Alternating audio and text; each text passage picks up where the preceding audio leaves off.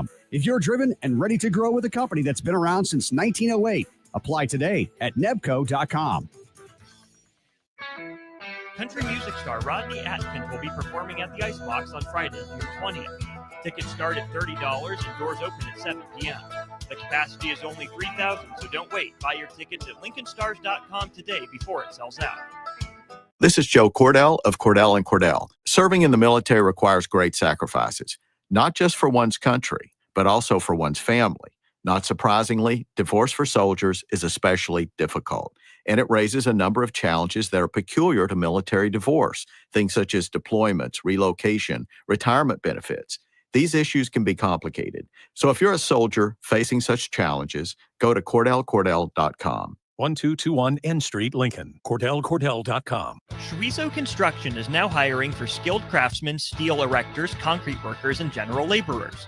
Schweizo Construction offers great benefits like premium wages, health and dental insurance, paid holidays and vacation, 401k with company match, life insurance, and disability insurance. They pride themselves on a legacy of 40 years built on integrity and trust. Joining their team means becoming part of a family that values hard work, dedication, and mutual respect. Apply today at Schweizo.com. That's SCHWISOW.com.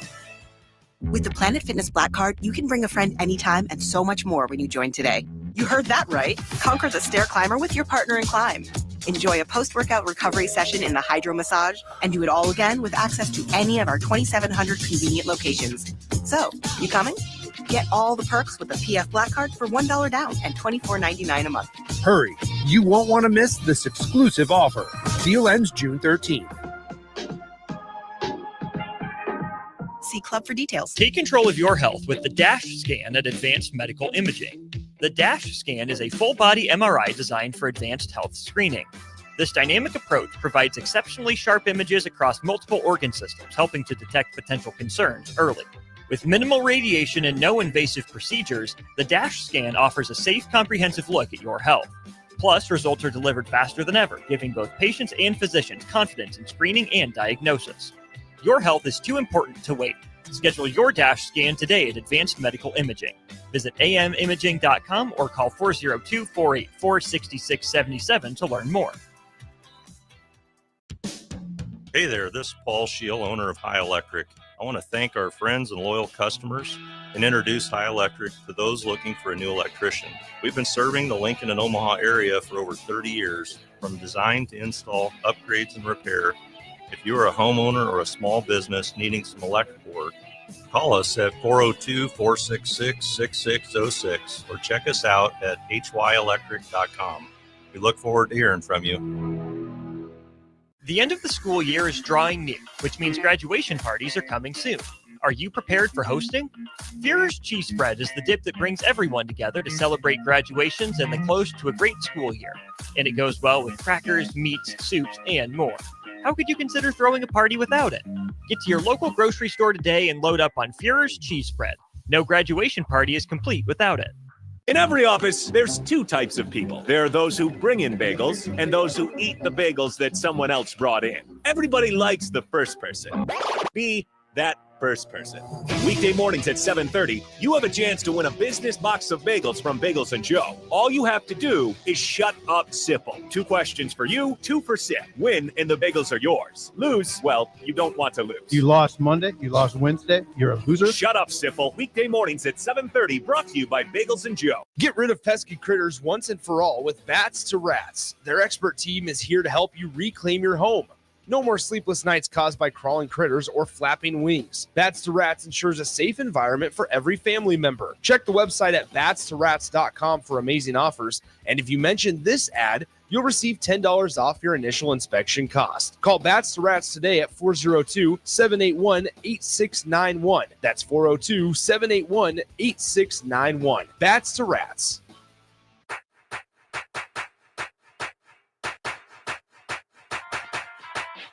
Welcome to the Baseball Corner with Austin Orman. Payoff pitch. High drive. Deep left. Grand slam. Bobby Witt Jr. wins it. Sensational. The Nick Sainer. Here's the 0-1. This is going to be a tough play. Bryant, the Cubs lead the World Series. Bryant makes the play. It's over. And the Cubs have finally won it all. On 93.7 The Ticket and theticketfm.com. Keep an eye on the ball as they go around the horn from local prep baseball to college baseball and even the minor and major leagues. Now, here are your hosts, Nick Sainert and Austin Orman. Let's do a live baseball corner, shall we? Let's do it. With you here for the next hour, Austin Orman. Got some thoughts from Nick Sainert that we'll sprinkle in here throughout the show. But as Lincoln's home for the Royals, you know we had to talk about it. The big news, Jac Caglianone gets the call from Omaha to the show. He should make his Major League Baseball debut tomorrow. Had a good conversation about it with Strick and Jay to lead off hour one of On the Block. In case you missed that, go check it out on our podcast network, your favorite podcast platform. You can find us there. The angle I took with Strick and Jay was a more general one. What do you tell to a guy who's been tearing up the minor leagues, who got drafted right about a year ago, who's seen his stock rise almost continually, kind of a shooting star right now, looks the part, acts the part, is playing the part right now with his performance? What do you tell a young man like that, who's tearing it up, and yet who might be a little ahead of the internal schedule that you set for yourself and for him?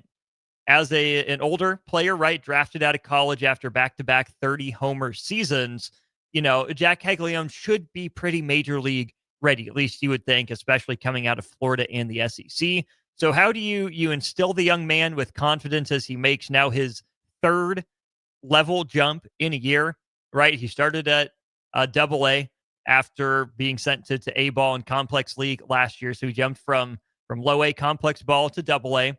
He tore it up at Double-A, jumped up to Triple-A, and now he's making his third jump in the last fourth jump, I guess, in the last calendar year, fourth level of Major League Baseball now to make it to the show. What do you tell a young man to keep him humble, to keep him grounded, to make sure he doesn't try to do too much or think too much of himself, but also instill that confidence in him that, hey, you're here for a reason. We believe that you can help the Kansas City Royals Baseball Club right now in early June of 2025 instead of having to wait till next season or until, you know, closer to the trade deadline or closer to a pennant race. How do you instill that confidence in him to keep him on the top of his game?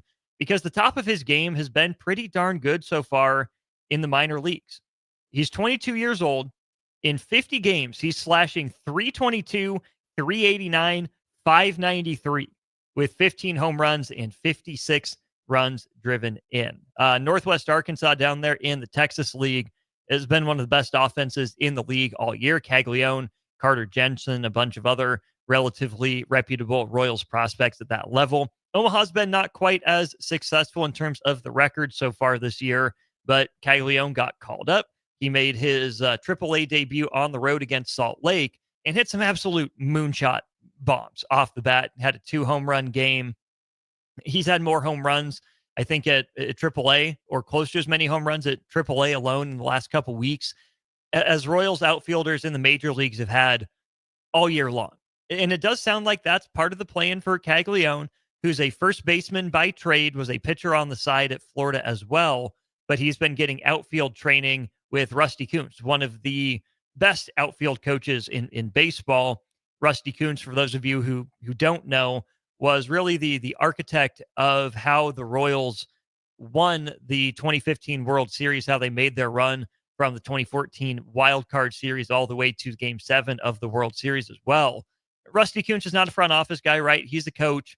He coached first base for a long time, did a lot with the Royals, their aggression on the base paths, and then helped coach the outfield defense as well, right? Think about the defensive outfield that the Royals could throw out there in late innings of Alex Gordon in left, Gerard Dyson in center, and Lorenzo Cain in right.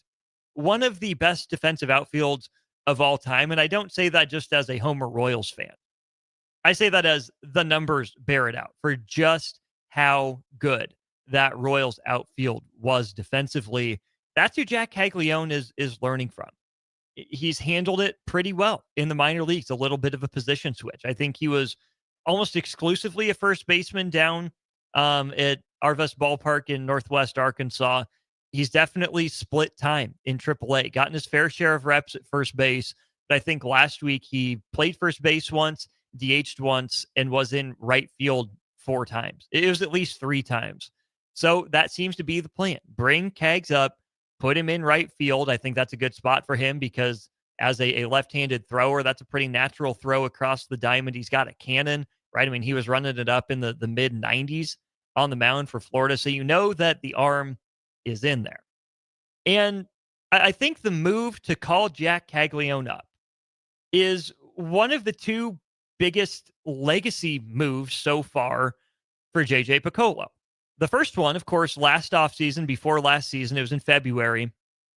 JJ Picollo extended Bobby Witt Jr. Now, drafting Bobby Witt Jr., had maybe the look of a legacy move, but it was kind of a slam dunk, no doubt pick. The Orioles picked number 1, and it was really a 2-player race for that pick between Adley Rutschman and Bobby Witt Jr.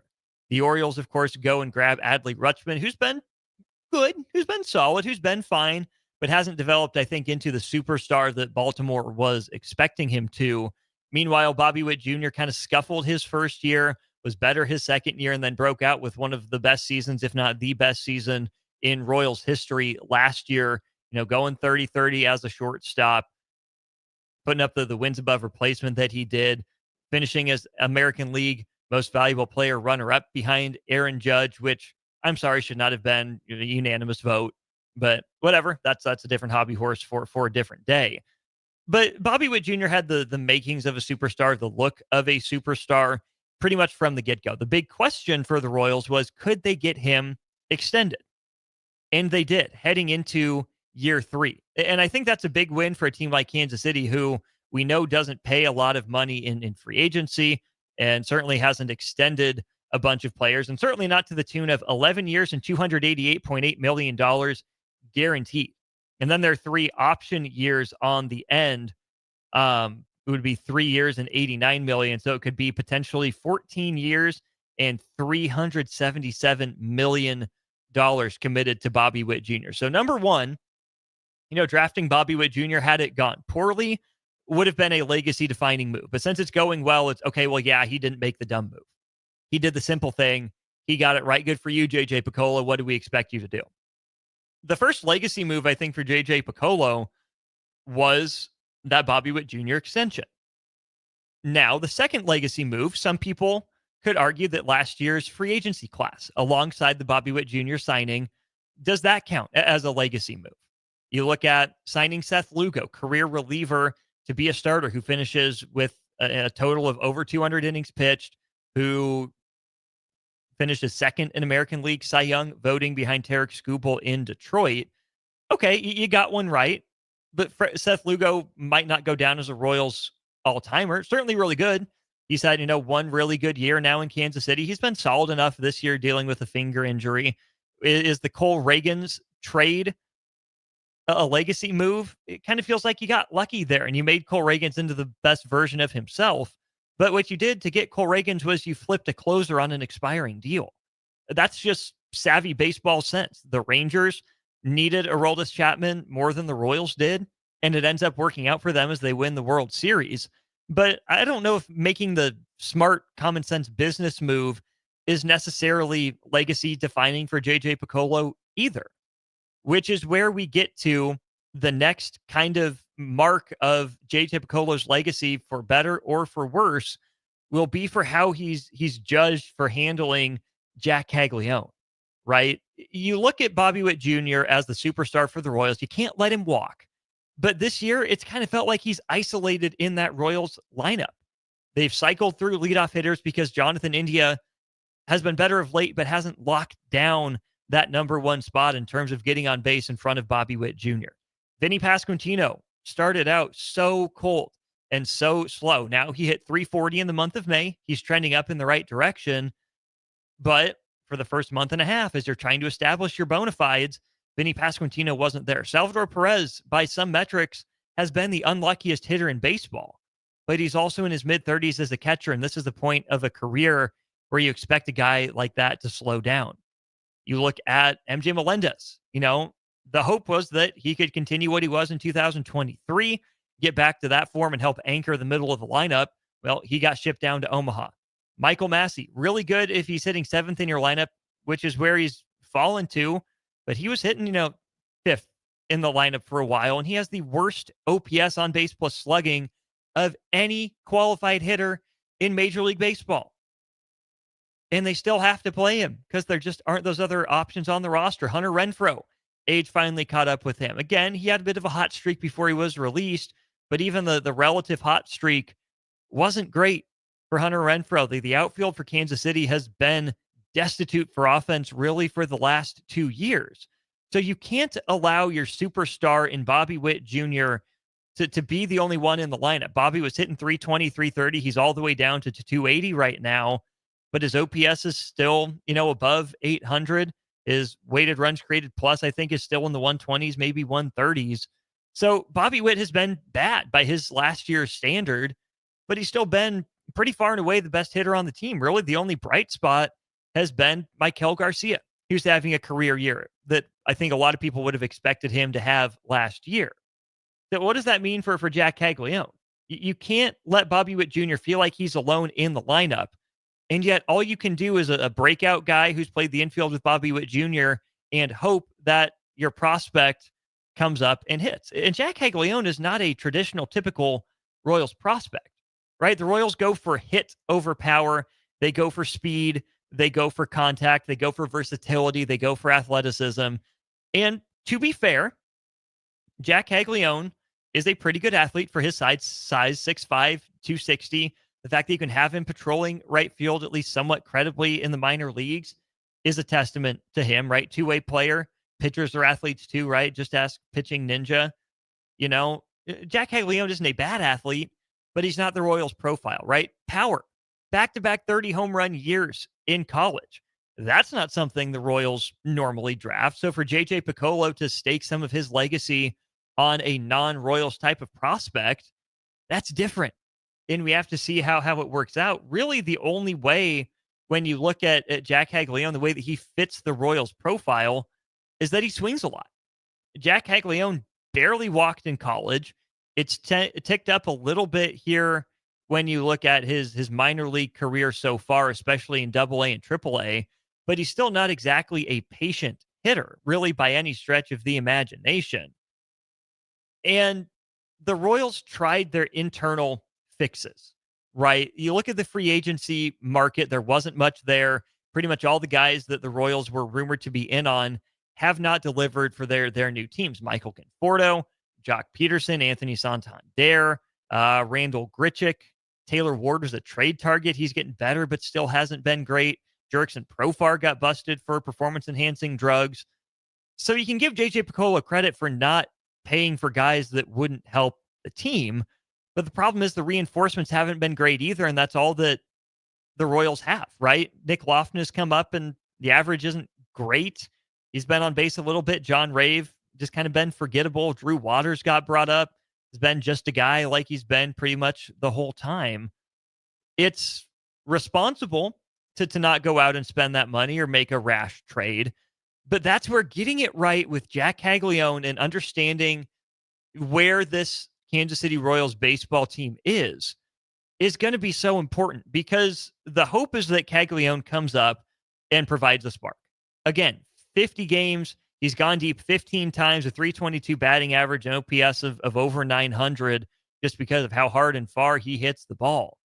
The hope is that he passed all the challenges you wanted him to in AAA, and he's good to go. He's not going to learn anything more in AA or AAA, so you may as well bring him up to the majors and see if you can ride the hot hand while it's still relatively hot. Or, are we trending toward Jackson Holliday 2.0? Jackson Holliday tore up AAA for Baltimore a couple of years ago. The Orioles started him in the minor leagues after a torrid spring training. He got hot in AAA. The Orioles brought him up, and he wasn't anything. Like, way below replacement level for the number one prospect in baseball.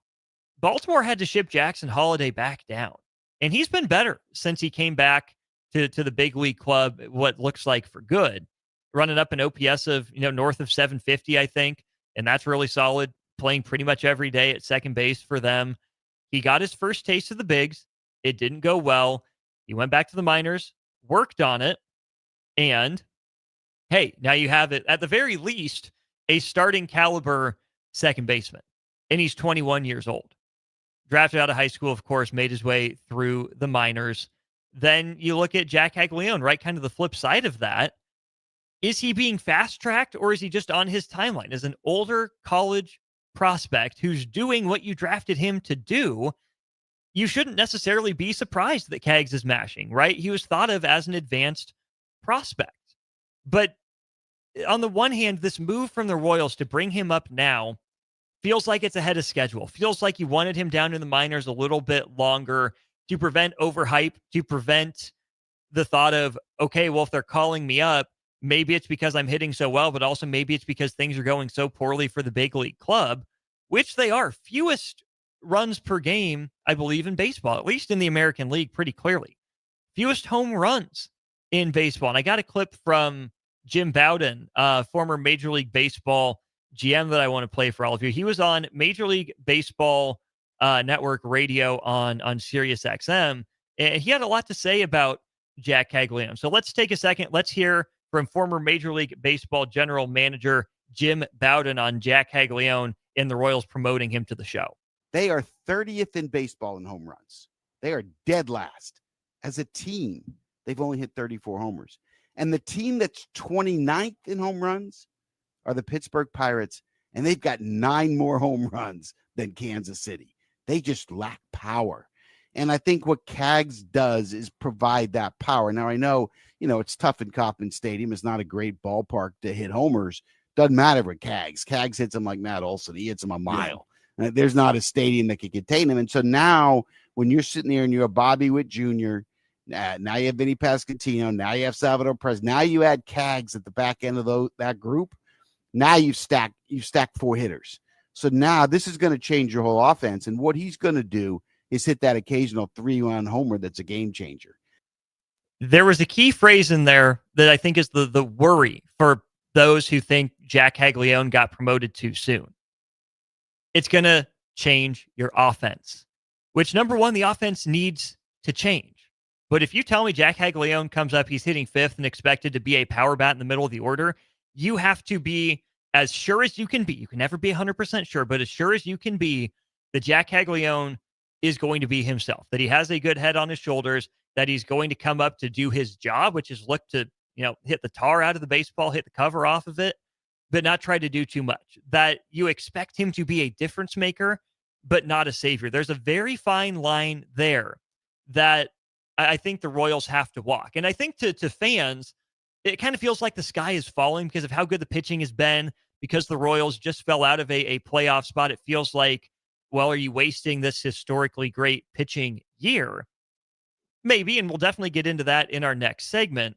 But you have to make sure Jac Caglianone gets as comfortable as possible, as quickly as possible in his role for the team, right? He's not there for the glove. He's there for the bat. But you have to say, hey, we believe in you, without propping him up as some, Messiah, chosen one, absolute game changer for this franchise. He has not tasted the major leagues yet. SEC baseball's good. Tore up AA, where a lot of teams keep their better prospects. Handled AAA quite a bit.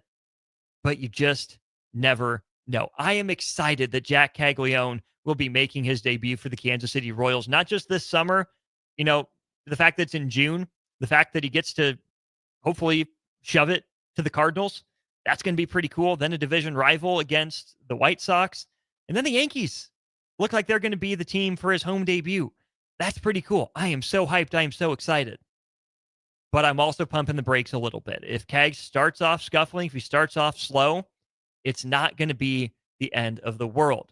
You just wonder, will he be able to figure it out and adapt and adjust at the major league level, or will they bring him up just to send him back down? And then 2026 is the year that we see a more fully actualized Jac Caglianone. It's going to be interesting to monitor. You can always monitor it right here on 93.7 The Ticket. We are Lincoln's home for the Royals. They are in action tomorrow night against St. Louis, 6:45 first pitch, 6 o'clock pregame here on The Ticket. We'll go to break. Got a couple texts here on our text line. We got Brad. We got Cubsker. Want to get to you guys, and I want to give you some of those numbers for the Royals offensively, especially with runners in scoring position. Should the Royals go all in on this season, or can they afford to have some patience? We'll talk about that. Answer your text next during the Baseball Corner. Rashawn Jackson here for Bauer Infrastructure, a veteran-owned local company proudly serving Lincoln, Lancaster County, and the surrounding areas. Bauer provides quality work at an affordable price, and they're growing rapidly. If you want to experience a career with a fast-paced, family-friendly environment, visit BauerInfrastructure.com. They have top-of-the-line benefits, year-round work, even through the winter. Bauer, usher in the new era of infrastructure to an area near you. And as always, go Big Red. Mike, the insurance company wants us to replace the roof. Wait, what? I thought everything was fine. Yeah, it says right here our roof is too old and they won't be able to cover us anymore. I guess it is 15 years old. Hi, I'm Austin with Roofing Service Company. We help homeowners with their roofing and siding projects. Financing options are available, and we can get you under a new roof no time at all. If this sounds like you, visit roofingservicecompany.com. That is roofingservicecompany.com. Schweizo Construction is now hiring for skilled craftsmen, steel erectors, concrete workers, and general laborers.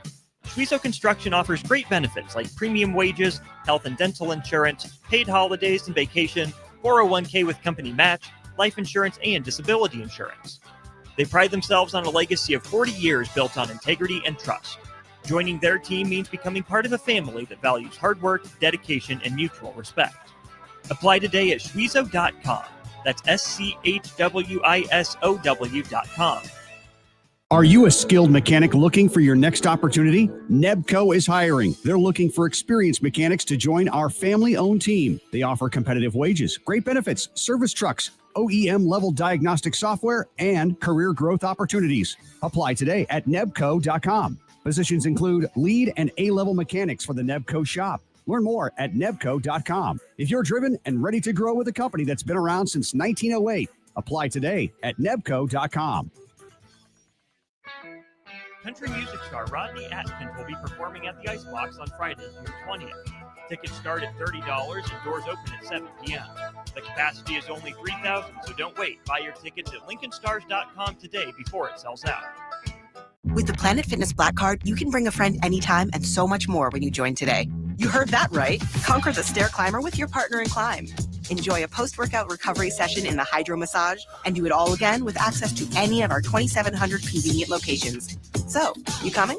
Get all the perks with the PF Black Card for $1 down and $24.99 a month. Hurry, you won't want to miss this exclusive offer. Deal ends June 13th. See Club for details. In every office, there's two types of people. There are those who bring in bagels and those who eat the bagels that someone else brought in. Everybody likes the first person. Be that first person. Weekday mornings at 7:30, you have a chance to win a business box of bagels from Bagels & Joe. All you have to do is shut up, Sipple. 2 questions for you, 2 for Sip. Win, and the bagels are yours. Lose, well, you don't want to lose. You lost Monday, you lost Wednesday, you're a loser. Shut up, Sipple. Weekday mornings at 7:30, brought to you by Bagels & Joe. Hey there, this is Paul Scheel, owner of High Electric. I want to thank our friends and loyal customers and introduce High Electric to those looking for a new electrician. We've been serving the Lincoln and Omaha area for over 30 years, from design to install, upgrades, and repair. If you are a homeowner or a small business needing some electrical work, call us at 402-466-6606 or check us out at hyelectric.com. We look forward to hearing from you. Hop in the batter's box because it's time for the second inning of the Baseball Corner with Nick Sainert and Austin Orman on 93.7 The Ticket. Welcome back to it, segment 2, inning number 2 of the Baseball Corner. Austin Orman here. Thanks to Harrison jumping in, running the board. We're talking some Kansas City Royals. We're talking a lot of Jac Caglianone, trying to dispel some savior narrative myth. Before we get back to some Royals stats, let's hit up our Starter Human Jewelers text line. Let's start with Cubsker. Cags gives an Aaron Judge vibe. If he can walk more and pick up breaking balls, which will come with time, the Royals have the next big bomber of the league. I saw a couple people saying Royals could potentially, over the next 5 years, have 2 top 20 players in baseball, which would be really, really rare for the Kansas City Royals. I don't know if you could say that's ever happened. Certainly they had, George Brett, who was a top 5, top 10 player in the league back in the 80s. Young Carlos Beltran might have been there in his time in Kansas City. Maybe not. Eric Hosmer, Mike Moustakas never really developed into that. Gordon was good, but never, top 20 in the league good for more than a year. Of course, got some down ballot MVP votes one year. But it's been really rare for the Royals to have that caliber of player and that type of player like Jac Caglianone. Aaron Judge is an interesting comparison, right? Bigger guys who will primarily play the outfield, mashers. But Aaron Judge has an eye, an absolute batter's eye. And some of it comes with time, but some of it comes with just who you are as a hitter. Jac Caglianone, I would like to see maybe like his stats or his approach growing up, because sometimes it just seems like baseball came so easy for him, right? The biggest knock on him right now is his chase rate. How often is he swinging at pitches outside of the strike zone? And it's a relatively high rate. And that on its own isn't necessarily damning, right? I mean, Salvador Perez has led the league in home runs doing that. I think Sean Newkirk was a guy who put together a list of names of guys that just hack and swing away so consistently. And there's some good hitters in there. But more than anything, it's going to be about what kind of contact does he make, right? The reason that the chase rate is an issue for Jac Caglianone is because he can do so much damage on pitches inside the strike zone. So, dude, just swing at the pitches you can hit hard. Problem is, in a good way, Jac Caglianone can hit pretty much everything hard. He's got long arms at 6'5". He has good plate coverage. So a quote-unquote bad pitch to hit for anyone else is a manageable pitch for Jac Caglianone. Right now, to that end, just because you can hit a pitch and hit it decently hard, what are you going to do with it, right? It's one thing if Jac Caglianone can stretch his arms out into the right-handed batter's box on a pitch low and away and knock a single into left field. Great. That's not why you got Jac Caglianone. You got Jac Caglianone to put the ball over the wall, at the very least in the gap. That's what you're going for with him. So you want him to be more selective on the pitches that he can do legitimate game-changing damage with, like we just heard Jim Bowden say. So it's going to be really interesting to see just how aggressive Jac Caglianone is, and that MO really fits the Kansas City Royals, who just do not draw walks. I think Kevin Seitzer was the last guy to draw 100 walks in a year for the Kansas City Royals, and that was back in the late 80s, early 90s, somewhere in there. Royals hitters just do not walk. Like in franchise history, it has never been a thing for them. So Caglianone will probably never develop an elite batting eye. He'll probably never draw 100 walks in a year. I think if you can get him even to the 50 or 60 walk range, he's big enough, he's strong enough, he barrels the ball enough that he can still be a valuable hitter. And I saw someone else point out, his batting average on balls in play seems freakishly high in the minor leagues, up in the upper 300s, bordering around 400 at least there for a while. Some of that's unsustainable. It'll probably come down. But what's the easiest way to get a base hit is to hit the ball hard. And Jac Caglianone has hit the ball at exit velocities that right now are really only touched by a handful of the top hitters in Major League Baseball, like Aaron Judge. The harder you hit the ball, the more likely it is to find grass or find the seats. So maybe Jac Caglianone is one of those guys who's always going to have a pretty freakishly high batting average on balls in play. Okay, so I found that list of players from Sean Newkirk on Twitter about a high swing rate. Vlad Guerrero, Hall of Famer. Delman Young, pretty good career. Avisail Garcia, meh. Ivan Rodriguez, Pudge, Hall of Famer, one of the best catchers of all time. AJ Pierzynski carved out a career. Pablo Sandoval carved out a career. Miguel Olivo, Corey Dickerson, Salvador Perez, Eddie Rosario, Adam Jones, Jeff Francoeur, Ozzie Albies. Those are all guys in the same neighborhood. You look at Josh Hamilton, had a pretty good run, but flamed out. Jeff McNeil with the Mets. Javi Baez, obviously, that's a free swinger. Had a bit of a resurgence in Detroit this year. Craig Biggio. Think about him for the hit by pitches, but Craig Biggio had a swing percentage of 54.5. Mike Sweeney, one of the best hitters in Royals history. Nomar Garcia-Parra, Nick Castellanos, Carlos Gomez, Brandon Phillips, Josh Harrison. There's a lot of guys on that list that carved out a legitimate Major League Baseball career. So swinging at everything won't necessarily be a death sentence for Caglianone as long as he's still making the quality of contact that he is in the minor leagues. Obviously, it's going to get trickier in the major leagues as he faces better pitchers and better stuff. But if he keeps making good contact, it's going to be okay. One last text here from Brad. Sounds like a 9-figure prospect money swap coming for one of the big boys. Maybe. Hope not, but they said that about Bobby Witt Jr. as well. So it's going to be really interesting, especially because I brought this up with Strick and Jay, right? Jac Caglianone will now be Super 2 eligible. And when you look at that, he'll be eligible for arbitration as a player after just 2 years of service time instead of the normal 3, I believe. But if you're the Royals and you're making this bet on Jac Caglianone being ready and being the guy to help you, you're okay with paying him an extra $10, $15 million per year. That's really the trade-off you're making here, right? If you want help now and it costs you a little bit down the road, that's just kind of the way of the world in baseball. And the hope and the guess for the Royals is that Caglianone's going to be worth it anyways. And maybe you hammer out an extension with him after 2 good years, so he doesn't even reach, those arbitration years. You already have him locked in for the rate that you need him at. All right. Royals team stats. Why Jac Caglianone? Because the Royals offense, especially with runners in scoring position, has been atrocious. I want to shout out Curtis Siebold of Sports Radio 810 WHB for some of these numbers. The Royals have the 12th most hits in baseball, but they are fewest in baseball in terms of hits with runners in scoring position. How about this? The Royals are only 26th in baseball in on-base percentage and 26th in slugging. Again, 12th in the league in hits. They get singles. They can place the ball. That's what they can do. But like I said, they are not patient. They don't draw extra walks. And again, 26th in slugging percentage. Fewest home runs in baseball by 9 going into play today, as we heard Jim Bowden say. So Curtis points out, too often they've been in a situation where they need 3 hits to score 1 run. 2 singles rarely scores a run. Rarely. Unless you're running on the pitch, you get a great break, you're able to keep running like we saw Drew Waters and Maikel Garcia do at some point last week. But that's the exception. That's not the rule. It is hard to string 3 hits together against Major League pitching. It's a tough way to make a living. More numbers from Curtis Siebold. The Royals are 11th in plate appearances with runners in scoring position, but only 17th in plate appearances with a runner at third.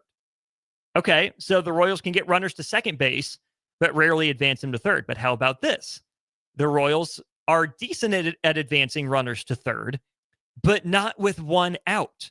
The Royals are the kings of the productive out. That's been their MO pretty much as long as I've been alive watching Royals baseball. But a productive out happens with a runner on second and nobody out, or a runner on third and 1 out. You cannot have a productive out with a runner on third base and 2 outs because the out takes precedence.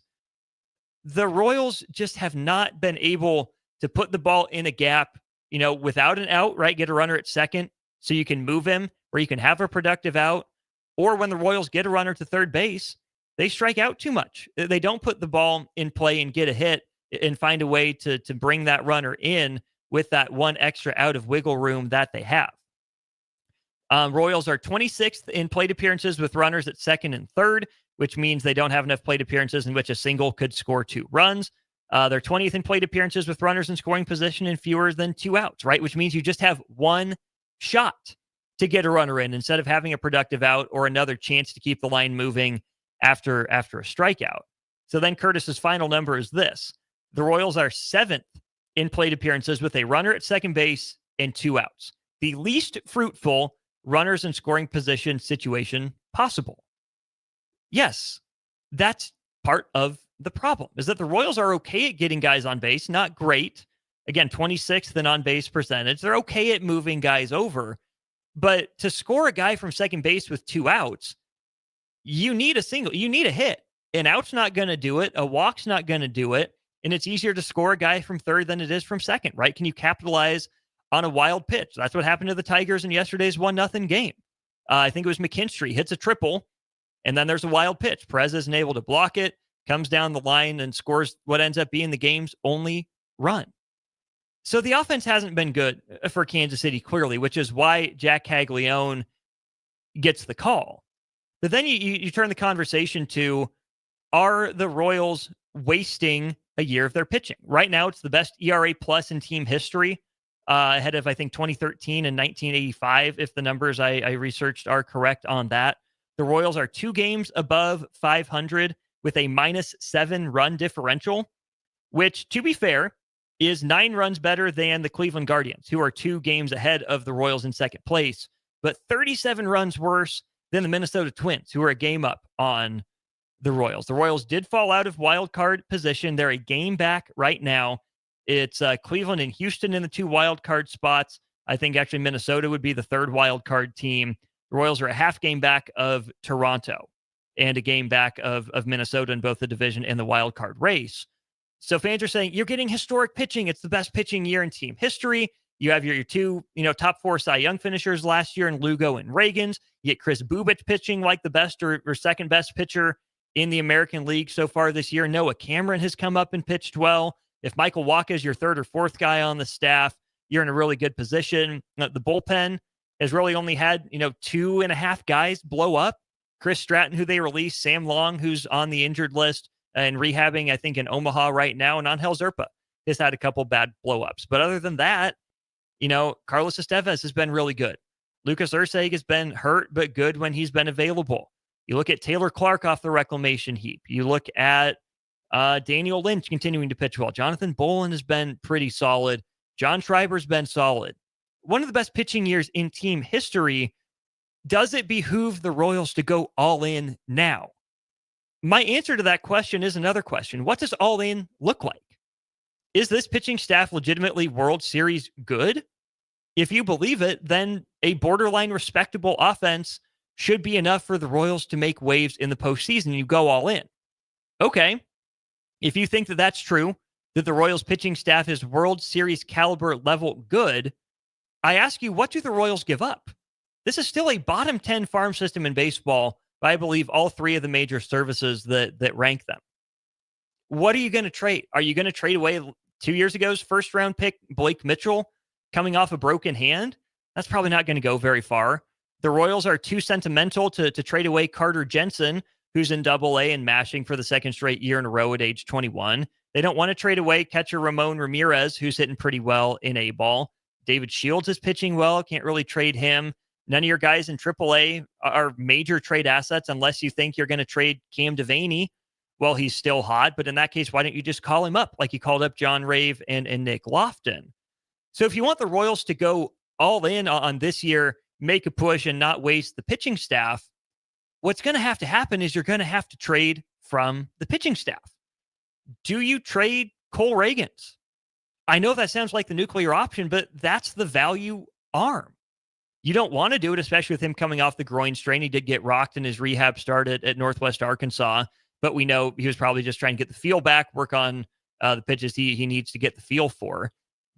If I told you getting the impact bat the Royals need to improve the offense meant trading Cole Reagans, how many of you would be willing to pull the trigger? I doubt it's many of you. What are you going to get for Seth Lugo, who has a player option for next year based on the contract the Royals signed him to in free agency before last season? But that's essentially an expiring deal, right? Why is he going to opt into this contract when he thinks he can get more at the end of the year? So you're probably not going to get the impact bat you need for Seth Lugo. Do you trade Michael Wacha? No, you just signed him to an extension. Teams probably won't bite on him. He's been Mr. Consistent. He's been steady, solid, and reliable, but he's closer to the end of the line than the beginning. Michael Lorenzen, that's a swing guy. You're not going to get everything you dreamed of and more in terms of a bat for him. And then Chris Bubic, right? Breakout guy. Would you be bold enough to trade Chris Bubic right now at the peak of his value? Would you be bold enough to trade Noah Cameron, who's allowed 1 run through his 4 starts, doing stuff we haven't seen in baseball since the 1890s? Those are the guys you're talking about trading in terms of adding the impact bat that many feel like the Royals need. Now, Michael Massey either needs to get demoted or he can't be the same hitter that he's been so far this year. India has been better with the on-base percentage, but hasn't locked down the leadoff spot. Vinny's heating up. Salvi, we'll see how his season goes. But my point is, the Royals don't have much to trade. They can't really pull off the quote-unquote 2 timelines plan like the Warriors in basketball, and that was a struggle even for them. They backdoored their way into a championship. That wasn't a plan. That wasn't, by some master design. They looked into it. Steph got hot, as he does, right? Draymond played pretty well. Clay played okay. And they got an inexperienced Boston team at the right time with the series of Andrew Wiggins' life. I don't think the Royals can walk a 2-timeline plan. I don't think they can both go all in for this year and continue to fill out the farm system in a way that behooves a small market team like them, especially with Bobby's money on the books. You're hoping for Cag's money on the books as well. The Royals might have to go all Brewers, right? Think about the Brewers trading away Corbin Burns, trading away Josh Hader, trading away Devin Williams, just so they can, win 55, 56, 57% of their games every year, compete for the division, at least get a wild card, and give themselves a chance in the postseason. Dayton Moore went for windows. That's what he did, right? The window was 2014 to 2016. It worked. They got a championship. But that was after 7, 8, 10 years of wandering in the desert to get to that point. Then they had to strip it down to the studs. I would ask you Royals fans, do you want to go in the vicious cycle of losing for 10 or 15 years to build up to the point where you have a 3-year window and you got to hit it or else? Or would you rather try to build something sustainable where you're constantly winning between 85 and 90 games and giving yourself a shot at the division, giving yourself, a pretty good chance to make the playoffs and then let the chips fall where they may? I'm not saying you're right or wrong either way, but I think JJ Piccolo's modus operandi right now has been the extended contention, build out a healthy organization, not just push all the chips in, which again, I don't think the Royals can do with their farm system in this state. Let's take our final break of the show. In the third inning, the Seattle Mariners are retiring a number 51 for the second straight year. First, it was Ichiro Suzuki. Then it's going to be Randy Johnson this coming year. Do you think of Randy Johnson as a Mariner? I'm not sure I do. I'm not sure he does either. We'll tell you more to wrap up Baseball Corner after this. Saturday. Eagle Raceway is open for a full season of dirt track racing action every Saturday night. Don't miss the epic battles on the high banks of Eagle Raceway each Saturday between the Nebraska Septic Sprint Cars, Nebraska Lottery Modifieds, Avid Realty Sport Mods, Valentino's Hobby Stocks, and A1 Iron Stock Cars. Let's go racing. Eagle Raceway, just 10 miles east of Lincoln on O Street. Check out the full schedule at eagleraceway.com. Play ball! Haymarket Park is buzzing with excitement this summer. Grab your crew and get in on the fun. Be sure to catch all the daily specials and promotions this season, like Thirsty Thursday, Fireworks Friday, Souvenir Saturday, Family Fun Day Sunday, plus special events and discounts all summer long. Don't miss out on the action as the Lincoln Salt Dogs take on their biggest rivals and knock the ball out of the park. Visit saltdogs.com and see this week's promotions and grab your tickets. Gaina Trucking is hiring CDL Class A and B drivers. Their strong team culture makes it not a job, but a career. Gaina Trucking offers health, vision, and dental insurance, 401k with company match, an employee assistance program, and other bonus programs. Build a better career today with great team culture at Gaina Trucking. Learn more and apply today at GainaTrucking.com. Hey there, this is Paul Scheel, owner of High Electric. I want to thank our friends and loyal customers and introduce High Electric to those looking for a new electrician. We've been serving the Lincoln and Omaha area for over 30 years, from design to install, upgrades, and repair. If you are a homeowner or a small business needing some electrical work, call us at 402-466-6606 or check us out at hyelectric.com. We look forward to hearing from you. Spring Sports are here and it's time to upgrade your equipment. But don't go rushing to your big box store. Play It Again Sports is your place to go for all spring sports equipment for baseball, softball, golf, and disc golf. Play It Again Sports has quality, slightly to gently used equipment, and 50% of their inventory is actually new equipment. And don't forget, buying from them is a great way to get new products with great discounts by also bringing in your used items for store credit or cash on the spot. Play It Again Sports at 48th and Vine. An hour ago, you didn't need a plumber. Now you're in a panic. When life throws you a surprise with a clogged drain, plugged or leaky toilet, broken pipe, leaky faucet or water heater, or a bathroom or kitchen plumbing upgrade, whatever. Just call Bryant Air Conditioning, Heating, Electrical, and Plumbing, 467-1111. Keep that number handy, 467-1111. Or go to BryantLincoln.com. Bryant Air Conditioning, Heating, Electrical, and Plumbing. We do whatever it takes. Attention all Wings fans. Buffalo Wings and Rings has daily specials that will make you want to stop in on all days of the week. Kids eat free on Mondays, and on Tuesdays, enjoy 40% off boneless or traditional wings at a price that makes the whole family happy. And come back on Wednesdays for $1.39 chicken tenders all day long. Get to Wings and Rings today, 68th and O, or in Williamsburg Village. Now's the time to lock in the best deal of the year on a new John Deere sprayer during Landmark Implement's Sprayer Early Order Program. Leverage the industry's latest technology with See and Spray. Target weeds with precision and cut herbicide use. Utilize Exact Apply to save in chemical usage and prevent over-application. Don't forget, secure early order savings and get the sprayer that maximizes every pass. Visit your Landmark location for full details and experience the Landmark difference. Grab your glove and hit the dirt. It's time for the third inning of the Baseball Corner with Nick Sainert and Austin Orman on 93.7 The Ticket. One final segment here on the Baseball Corner. Austin Orman, Harrison Arns with you. Nick Sainert should be along next week, at least I hope. Randy Johnson getting his number 51 retired by the Seattle Mariners. Of course, this comes the year after Ichiro Suzuki had his number 51 retired by the franchise. Pretty cool that two guys get their same number retired. Both had pretty huge impacts on Seattle.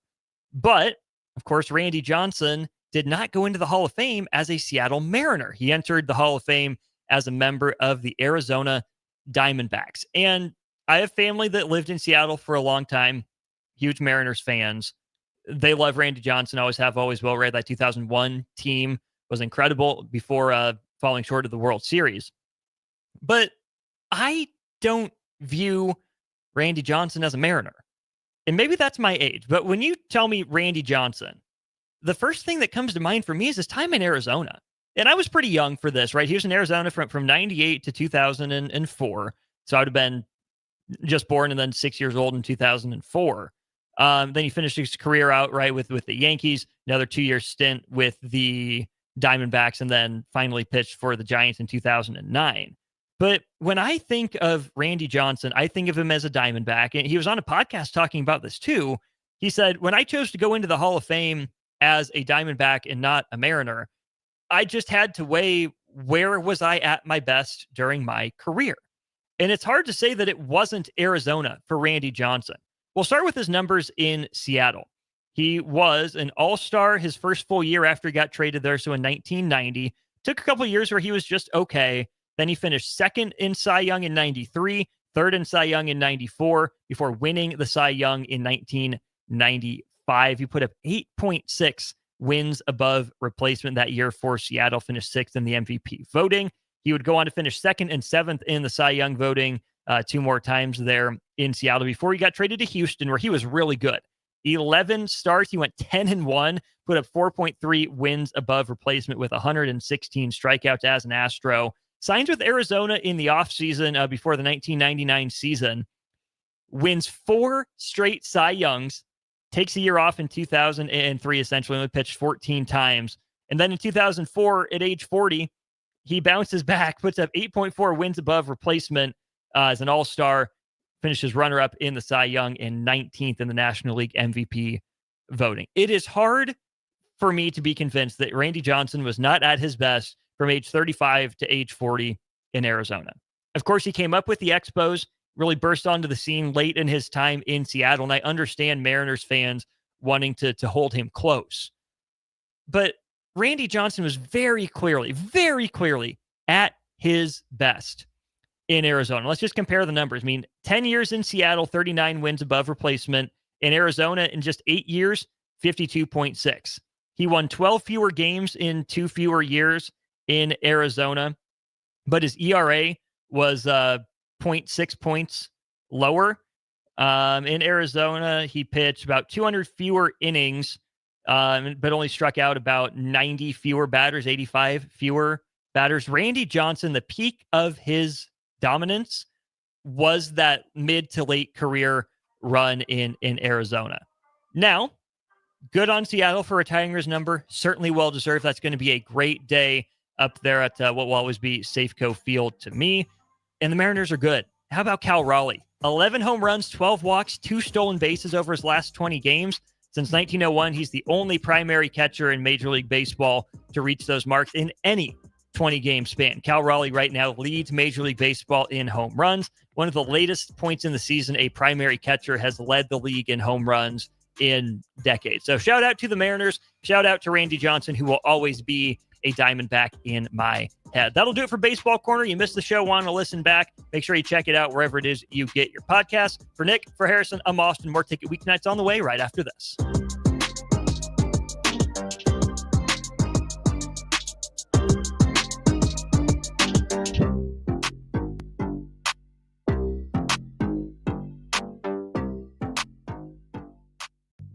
I'm Karen Carr. I've been a realtor for 31 years. When I made a company change